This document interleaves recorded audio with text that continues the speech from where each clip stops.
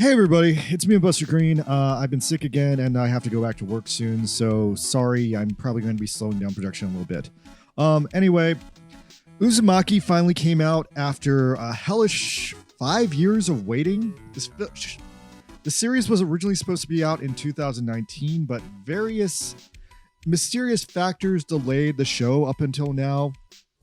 And now with the second episode coming out, viewers have noticed a dramatic loss in quality. I've watched both episodes, and I would say the loss in quality is especially noticeable in basically the last 5 minutes of the episode, like the last quarter. Like, for whatever reason, the last quarter is just extremely unpolished and not great.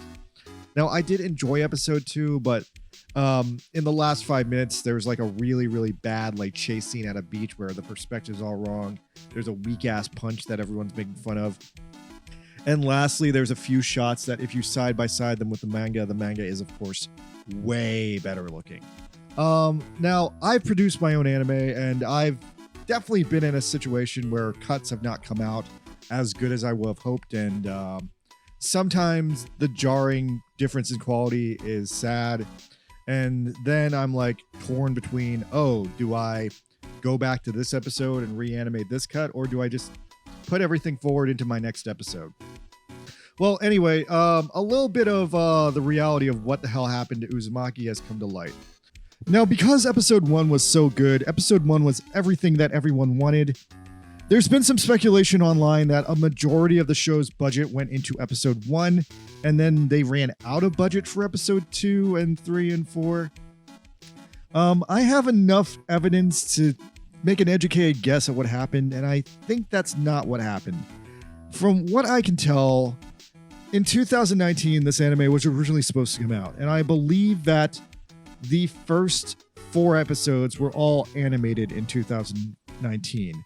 However, the 4 episodes that were animated in 2019 were all at this very, very low level of quality. So it sounds like essentially what happened with Uzumaki. Uzumaki is a weird situation because even though it's a Japanese anime, it was produced mostly by producers in LA and Georgia through the Cartoon Network America.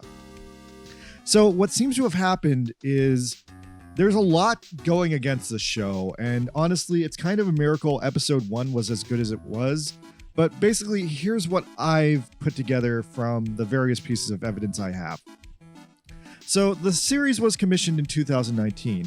The series also uses CG animation heavily, which unfortunately, I would say there's only like 1 or 2 major anime studios that really have like a good control over CG animation. Otherwise, most Japanese anime studios hate or use CG animation very limitedly. That being said, it seems like what happened was the initial first 4 episodes were made by a studio called Akatsuki. Studio Akatsuki is a studio based in Tokyo that's been around for 8 years. They seem to be a very small studio with a very minor staff. They definitely have some strong ties to Cartoon Network, as they've previously done the animation Apartment Complex C, which some people liked, but it's kind of been forgotten since it came out. They also worked minorly on FLCL Shoegaze. It says that they helped out on Shikanoko, and otherwise, a lot of their projects aren't that big a deal. I recognize Puzzle and Dragon, but I think no one else will. And yeah, otherwise, they've mostly just done commercials. It says here they recently did a commercial for Miley Cyrus's Gucci perfume in Japan. So yeah, Akatsuki doesn't seem like they're the strongest animation studio, and none of their portfolio says that they've ever worked in CG before. So I think forcing them to work in CG for the Uzumaki anime might have been way out of their comfort zone, and obviously they weren't kind of up to it. That being said, based on how episode 1 did finally turn out, I do think using CG for this was kind of ingenious because of the amount of spiraling material in this, and CG textures do kind of seem to be, unfortunately, the only real way to accurately capture the line work of Junji Ito's line work. So yeah, I kind of see how this happened, but nonetheless, it's a bad situation. There's also a few additional mysteries in the credits of the show. For starters, there's the involvement of Hiroshi Nagahama. In the final episode 1, Nagahama is credited as the director and the storyboarder, but in episode 2, he's only credited with the storyboards, which is kind of weird. But Nagahama is previously a well-known animation director, previously responsible for directing the 2001 version of Fruits Basket, the classic Detroit Metal City, and mostly the Musashi series. So yeah, I'm assuming he directed the original version of episode 1, perhaps, but it sounds like a lot of his work got done over. There's also, very interestingly, the involvement of Studio Drive. Studio Drive is most famous for being the studio behind Konosuba and some of the more recent Yu-Gi-Oh anime, but otherwise, Studio Drive mostly does music videos. And although there are lots of pre-release materials stating that Studio Drive was involved with Uzumaki, now that the show is out, any credits related to Studio Drive have been fully deleted, which is very, very curious. I'm not sure what to make of this. If anything, it could hint that the work that Studio Drive did on this anime was just wholeheartedly destroyed and thrown in the trash. Anyway, yeah, so that's a lot of very, very murky credits on this anime. Now, what seems to have happened after that is, I guess the producers in charge begged for some kind of additional budget to redo the series. And they got enough additional budget to redo the first episode. And so pieces of episode 1 that looked bad, like I'm assuming the pieces of episode 2 did, were reanimated by another animation studio named Fugaku. Fugaku is actually a relatively totally brand new animation studio with really no established credits under them. The only thing they've worked on before is the anime Teppen, which I think I've heard of, and something called Dog Signal, which seems just to be an anime about a dog. So yeah, I'm guessing with the lack of established talent and infrastructure at Fugaku was able to basically just set up around exactly what Adult Swim asked for to redo those cuts in episode 1 of Uzumaki.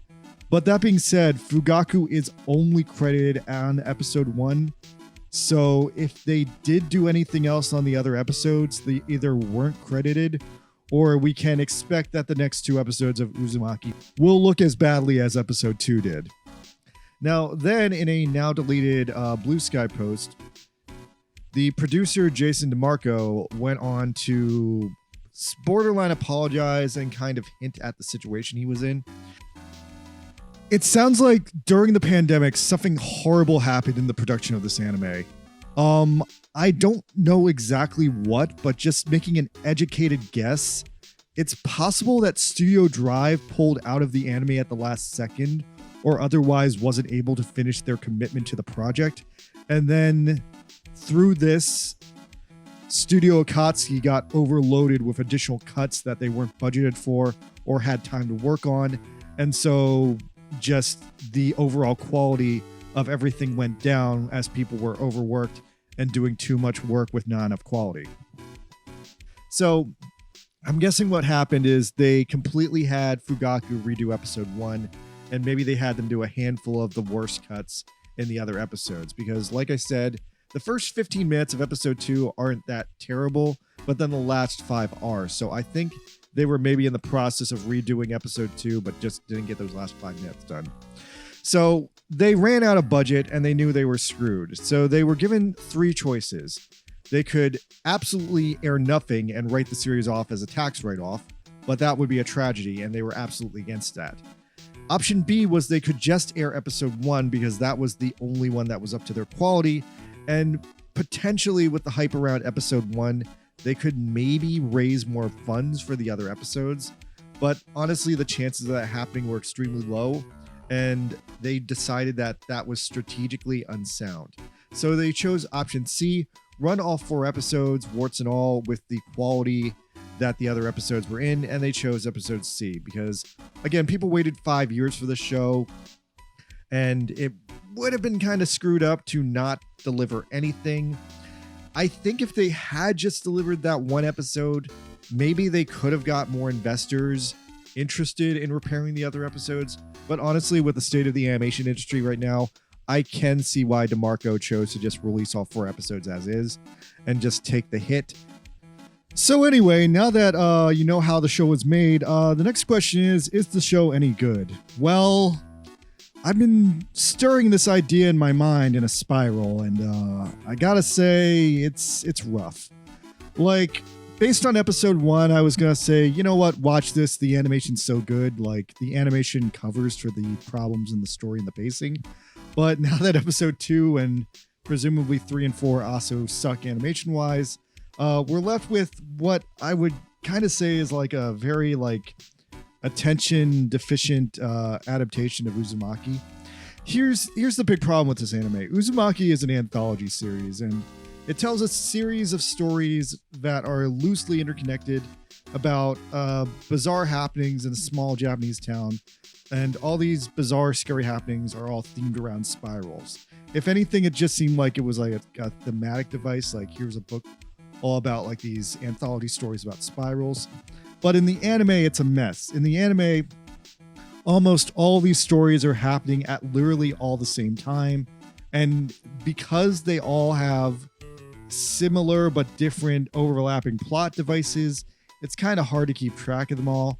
Like, for example, in the first episode, when the guy's father killed himself by turning himself into a spiral, I thought he was killing himself by turning himself into a snail, like the snail guys in episode 2. And there's a lot of messy things going on in this adaptation that are hard to follow because they're all happening at the same time. You know what it really, really reminds me of? I don't know if you guys are up on Futurama, but a million years ago, there was an episode on Futurama about the Twilight Zone. And what they had said is that in the future of Futurama, it had been 1,000 years since the Twilight Zone had come out. And the Twilight Zone had devolved into this dumber version of itself called the Scary Door. And the joke of the Scary Door was it was literally every single episode of the Twilight Zone happening at the same time. And because every single episode was happening at the same time, none of it was scary, and it was all just kind of goofy and absurd and stupid. Uzumaki, I'm afraid, is the Scary Door. They're doing every single chapter of the Uzumaki manga all at once, and in doing so, they're doing too much all at once, and it's not scary. There's no subtlety, there's no suspense, there's no build-up, there's no dread.